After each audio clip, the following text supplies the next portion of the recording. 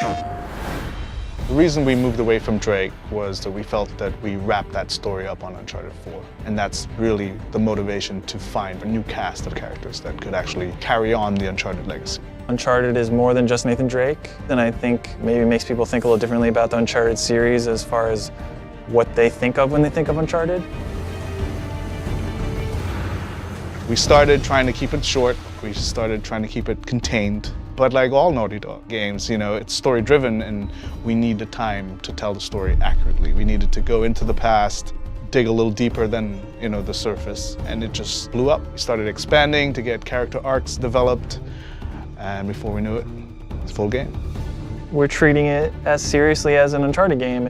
The game could stand on its own as an entry in the series. It's going to be the sum of Uncharted's in terms of gameplay experience with some of our beloved characters, some of the most fan-favored characters.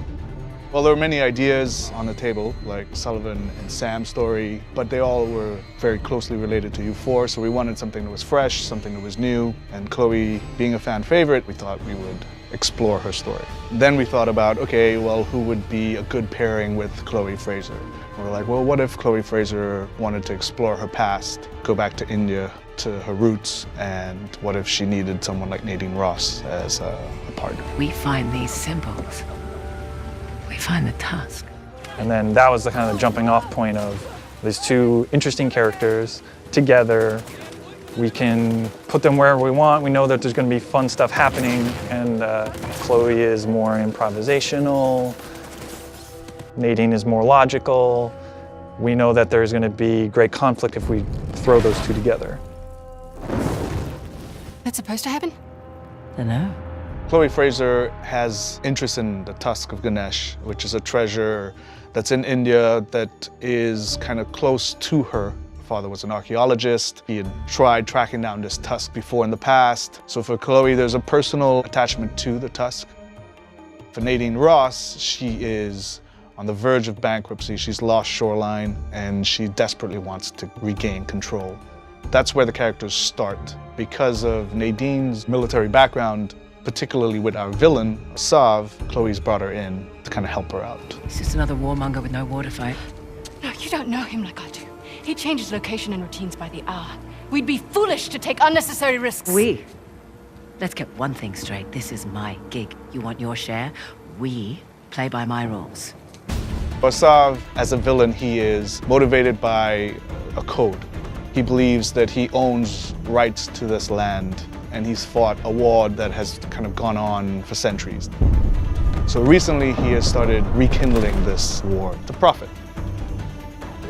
Giving the player more options, I think, would be the highest level, encompassing way to describe what we're trying to elevate even from Uncharted 4. We have all those things at our disposal again: rope climbing, driving, we have the winch, stealth options.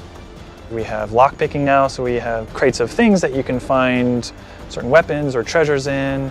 We just present you with a lot of stuff that the player can then decide what to do, and then, of course, having an allied character with you during all of those things and making sure that they can react and be as lifelike as possible as a human would.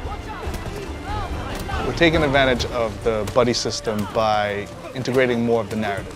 For example, if our characters in the story aren't communicating well, or they're upset, or they're aggravated, it will reflect in the gameplay. So if I've just come out of a heated argument with Nadine Ross, in the gameplay you will feel that tension, you will feel that aggravation.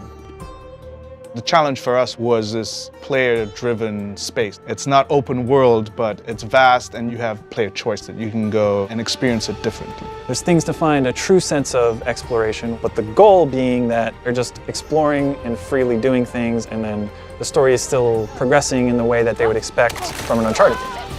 It's something we've never really done to the level that we're doing now in Uncharted.